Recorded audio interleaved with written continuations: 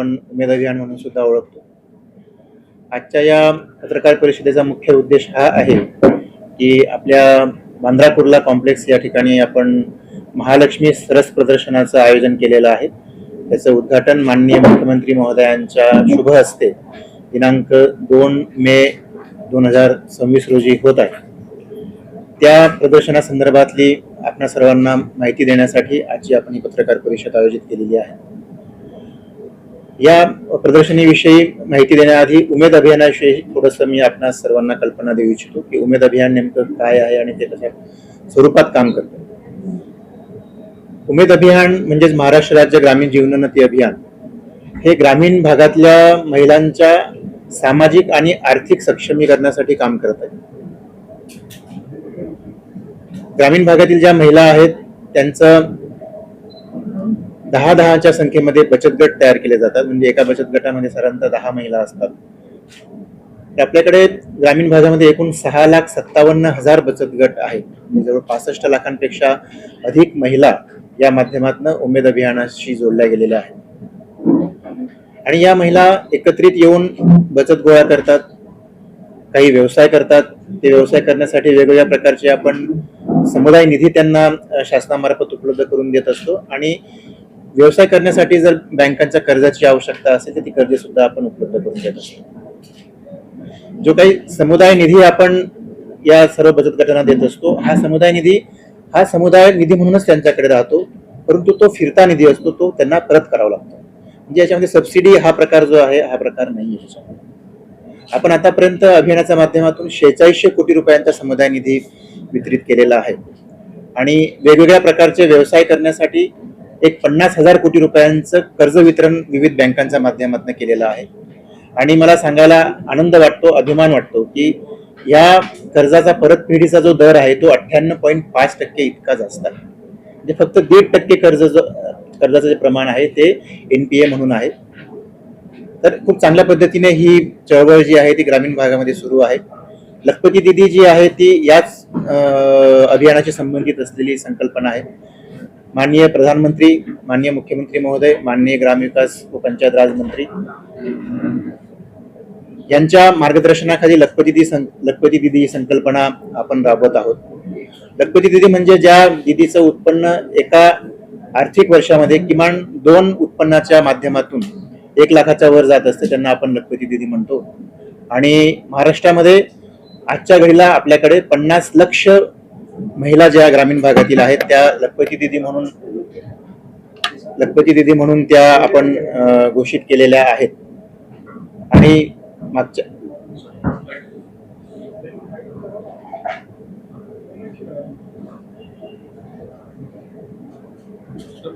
24-25 या आर्थिक वर्षामध्ये 26 लाख लखपती दीदी महिला आणि 25-26 या आर्थिक वर्षामध्ये 24 लाख अशा पद्धतीने आपण 50 लक्ष लखपती दीदी तयार केलेल्या आहेत. आणि या लखपती दीदींच्या उत्पन्नामध्ये सातत्य राहिलं पाहिजे यासाठी सुद्धा आपण प्रयत्न करतो. ग्रामीण भागातील ज्या महिला आहेत त्या वेगवेगळ्या प्रकारची उत्पादनं उत्पादित करत असतात, ज्यामध्ये घरगुती वापराच्या ज्या वस्तू आहेत त्या वस्तूंचा समावेश होतो. उदाहरणार्थ पापड असतील, लोणची असतील, कुरडया असेल असे वाळवणीचे पदार्थ आहेत. खरं म्हणजे बचत गटाचं नाव घेतलं तर आपल्या डोळ्यासमोर अशाच पद्धतीचे पदार्थ येत असतात. परंतु आता चित्र बदललेलं आहे. ग्रामीण भागातल्या महिला ह्या फक्त वाळवणीचे पदार्थ न तयार करता वेगवेगळ्या प्रकारचे जे काही प्रोसेस फूड आहेत, ज्याच्यामध्ये आता तूप असेल किंवा ज्युसेस असतील, चॉकलेट्स असतील, अशा पद्धतीचे सुद्धा खूप चांगल्या पद्धतीचे व्यवसाय महिला करत आहेत. शेतीवर आधारित उद्योग सुद्धा, प्रक्रिया उद्योग जे आहेत ते आपण करतो आहे. जी PMFME योजना जी आहे त्या PMFME योजनेमार्फत सुद्धा खूप मोठ्या प्रमाणावर उद्योग ग्रामीण भागामध्ये महिलांचे उभे राहिलेले आहेत. आणि याचं जे काही अंमलबजावणीची जी काही परिस्थिती आहे ती पाहता महाराष्ट्र हा देशातल्या अव्वल राज्य PMFME या योजनेमध्ये ठरलेला आहे. ही जी काही उत्पादनं ग्रामीण भागातील महिलांनी तयार केलेली आहेत त्यांच्या मार्केटिंगसाठी सुद्धा आपण वेगवेगळ्या प्रकारचे प्रयत्न करत असतो. आपण वेगवेगळ्या जिल्ह्यांमध्ये, प्रत्येक जिल्ह्यामध्ये मिनी सरस प्रदर्शनीचं आयोजन करत असतो, जे एक 5 दिवसाचं प्रदर्शन असतं, ज्या ठिकाणी एक साधारणतः 100 स्टॉल्स त्या जिल्ह्यातल्या महिला बचत गटांचे असतात. आणि राज्यस्तरावर आपण या वर्षापासून 3 राज्यस्तरीय प्रदर्शने आयोजित करतो आहोत. त्यातलं पहिलं प्रदर्शन जे आहे ते नागपूरला झालेलं आहे, ज्यामध्ये गेल्या वर्षी 3.5 कोटी चा व्यवसाय झाला होता. तो व्यवसाय यावर्षी 16 कोटी रुपयांपर्यंत वाढलेला आहे. मागच्याच महिन्यात आपण वाशी येथे एक राज्यस्तरीय प्रदर्शन घेतलं, त्यामध्ये 400 पेक्षा अधिकचे स्टॉल होते. ते प्रदर्शन सुद्धा 15 दिवस चाललं. मागच्या वर्षी वाशी प्रदर्शनाचा जो काही व्यवसाय होता तो 16 कोटी रुपयांचा होता. या वर्षी तो व्यवसाय 22 कोटी रुपयांचा झालेला आहे. आणि आता आपण 2 मे पासून बीकेसी बांद्रा कुर्ला कॉम्प्लेक्स या ठिकाणी राज्यस्तरीय महालक्ष्मी सरस प्रदर्शन आयोजित करतो आहोत. या प्रदर्शनाचा मागील वर्षीचा जो व्यवसाय होता तो 27 कोटी रुपयांचा होता. यावर्षी त्याच्यामध्ये निश्चितपणे भरीव अशी वाढ होईल अशी आम्हा सर्वांना अपेक्षा आहे. या प्रदर्शनामध्ये आपण काही नवीन गोष्टी यावर्षी करतो आहोत. जे काही स्टॉलची व्यवस्था केलेली आहे ती एका सलग मोठ्या हँगरमध्ये केलेली आहे, म्हणजे एका हँगरमधून दुसऱ्या हँगरमध्ये जाण्याची आवश्यकता लोकांना पडणार नाही. 432 स्टॉल आपण एका हँगरमध्ये एकाच वेळेस उभारणी केलेली आहे. हे सर्व स्टॉल्स जे आहेत ते वातानुकूलित यंत्रणा त्या ठिकाणी बसलेली असल्यामुळे उन्हाचा वगैरे असा कोणताही त्रास या प्रदर्शनासाठी भेट देणाऱ्या व्यक्तींना होणार नाही, नागरिकांना होणार नाही याची आम्ही दक्षता त्या ठिकाणी घेतलेली आहे. आपल्या महिलांच्या फार्मर प्रोड्युसर कंपनी सुद्धा आहे.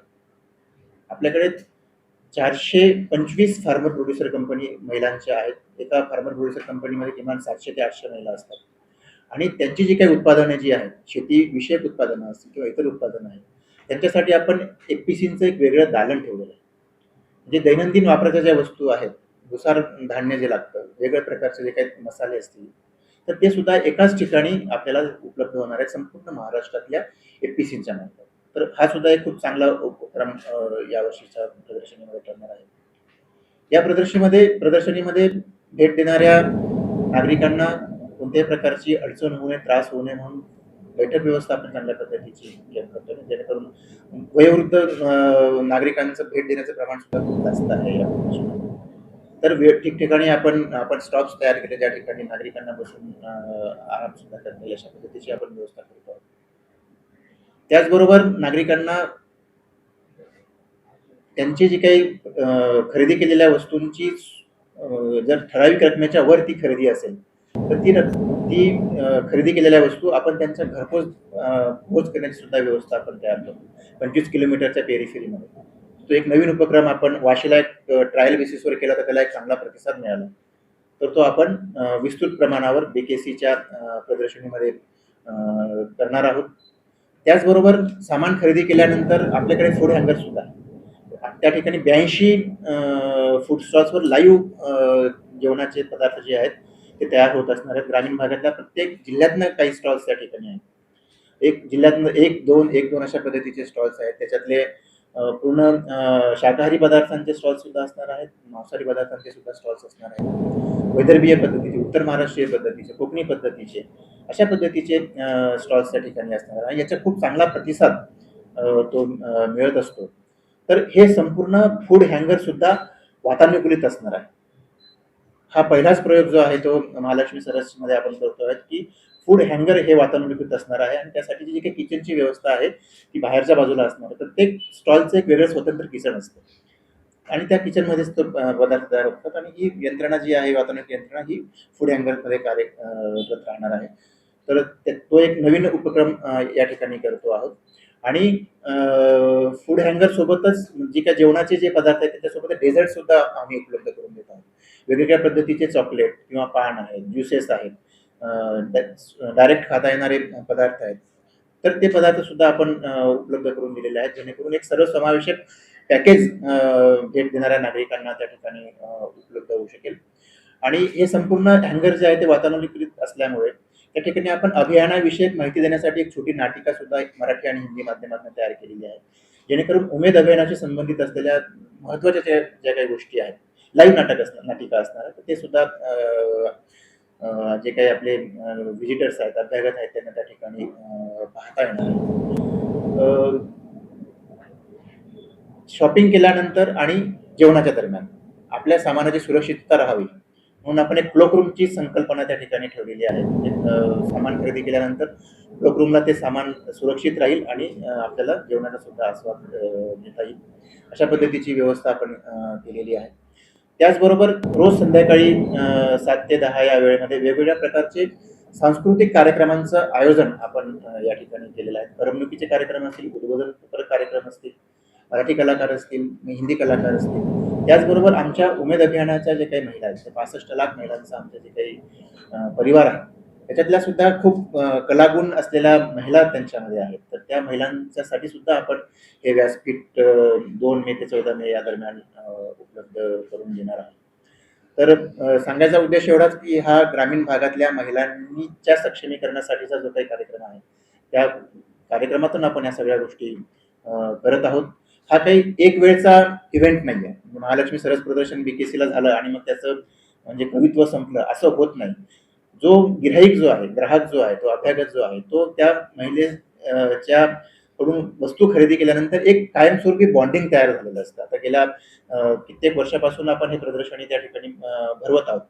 तर एक खास असा ग्राहक वर्ग त्या महिलांचा सुद्धा तयार झालेला आहे, महिला बचत गटाचा सुद्धा तयार झालेला आहे, की त्या महिला बचत गट प्रदर्शनाला येण्याच्या आधीच त्यांना जे काही आपले नेहमीचे येणारे त्यांच्याकडे व्हिजिटर्स आहेत त्यांना सांगतात की आम्ही असं असं येतोय आणि पहिल्या दिवसापासूनच मग त्यांचा गिरायकांचा फ्लो त्या ठिकाणी सुरू होतो.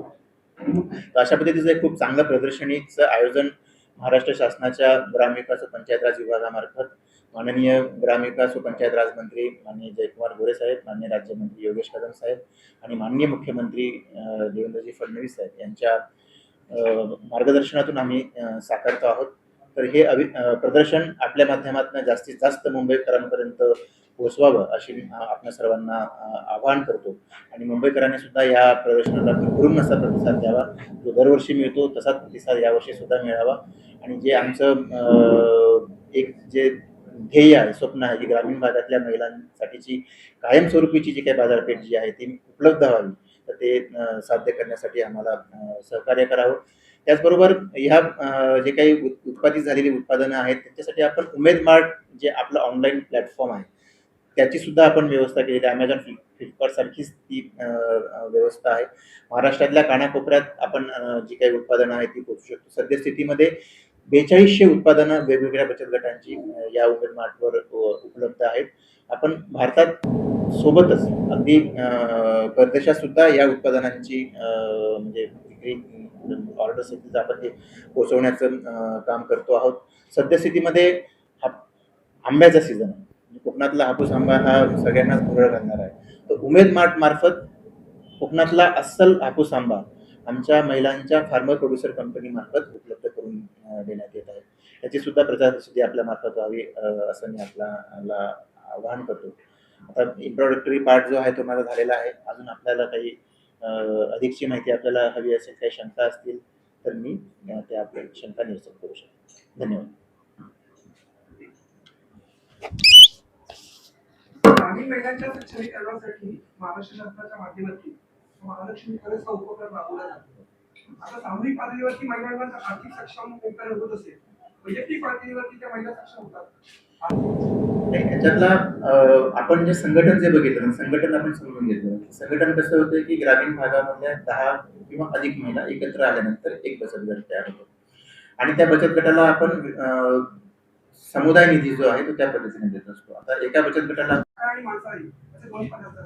हो, आपण जे फूड हँगर जो आपण म्हणतोय ना त्याच्यामध्ये आपण 82 स्टॉल्स आहेत. 82 स्टॉल्स हे असे आहेत की जे प्रत्यक्षात जेवण तयार केलं जातं. प्रिपरेशन तिथंच होतं, बाहेरून काहीच आणलं जात नाही. तर ते 82 स्टॉल्स आहेत. तर त्या ठिकाणी आता 82 स्टॉल म्हटल्यावर आपल्या महाराष्ट्राचे जे जेवढे जिल्हे आहेत प्रत्येक जिल्ह्यातनं ते स्टॉल्स येणार आहेत. त्याच्यामुळे नागपूरचा पण स्टॉल असेल, चंद्रपूरचा पण स्टॉल असेल, अगदी नंदुरबारचा पण स्टॉल असेल आणि संभाजीनगरचा पण स्टॉल असेल. आता प्रत्येकाची खाद्य संस्कृती पूर्णपणे वेगळी. आपण पुरणपोळी जर बघितलं तर खानदेशातली पुरणपोळी वेगळी, मांड्याचा प्रकार तो वेगळा असतो. जर आपण विदर्भातली पुरणपोळी बघितली ते प्रकार वेगळा असतो. खाण्याची पद्धती वेगळी आहे. कोल्हापूरची पुरणपोळी असेल तर ती आपण सार सोबत खातो, खानदेशातली पुरणपोळी असेल ती बासुंदी किंवा खिरी सोबत खातो. तर अशा पद्धतीचे जे वेगवेगळे पदार्थ व्यंजन जे आहेत ती त्या पद्धतीची लाईव्ह काउंटर्स तिथे त्या ठिकाणी असणार आहेत आणि ते विक्रीसाठी ऑफकोर्स असणार आहेत आणि खूप चांगला व्यवसाय जो आहे ना तो त्या माध्यमातून होतो. आता वाशीचं जर मी तुम्हाला उदाहरण सांगितलं तर हायेस्ट काउंटर जो होता आमच्या फूड स्टॉलचा साधारण 17 लाखापर्यंत त्या ची विक्री झाली आणि त्याचबरोबर हे लाईव्ह काउंटर झाले. परंतु इतर जे मी म्हटलं की डेझर्ट स्वरूपातले लाडू असतील, चॉकलेट्स असतील, पान असेल, सोडा असेल, कोल्ड्रिंक असतील, दूध असेल, तर ते पदार्थांचे स्टॉल्स हे दुसरा किओस्क फूड मध्ये काय, समजा आपण म्हणालात की मला वांग्याचं भरीत खायचं. वांग्याचं भरीत कुठल्या कुठल्या स्टॉल्स वर अवेलेबल ह्याची माहिती सुरुवातीलाच तुम्हाला थीम एरियामध्ये मिळणार आहे. सेम प्रोडक्टच्या बाबतीत समजा कोणाला मला चप्पल घ्यायची आहे, मग चप्पलचे केवढे स्टॉल्स आहेत, त्यांचा नंबर काय, त्याचा मॅप काय आहे, हे सुद्धा गायडन्स आपल्या सर्व ग्राहकांना यामध्ये मिळणार आहे. आणि त्या व्यतिरिक्त इन्फोटेनमेंट म्हणतो की नाही आपण, इन्फोटेनमेंट मॅडमने जो उल्लेख केला होता, इन्फोटेनमेंट स्वरूपाच्या अनेक गोष्टी आहेत आणि खूप सुंदर असं आपण एक्झिबिशन काही प्रोडक्ट्सचं तिथे आपण मांडणार आहोत, जे कदाचित स्टॉल्स मध्ये नसतील परंतु आपल्याकडे आहेत. आणि तिसऱ्या प्रकारचा जो किओस्क आहे तो आहे उमेद मार्टचा किओस्क, म्हणजे तिथून डायरेक्टली आपण ऑर्डर सुद्धा करू शकतो. आणि चौथ्या प्रकारचा एक किओस्क, जनरल किओस्क असा राहणार आहे की स्टेट मधून जे वेगवेगळ्या जिल्ह्यांमधले जे प्रोडक्ट्स आहेत ते प्रोडक्ट्स सुद्धा तुम्हाला तिथे पाहायला मिळतील डिजिटल स्वरूपामध्ये. अशा प्रकारची त्याची सर्वसाधारण रचना असणार आहे.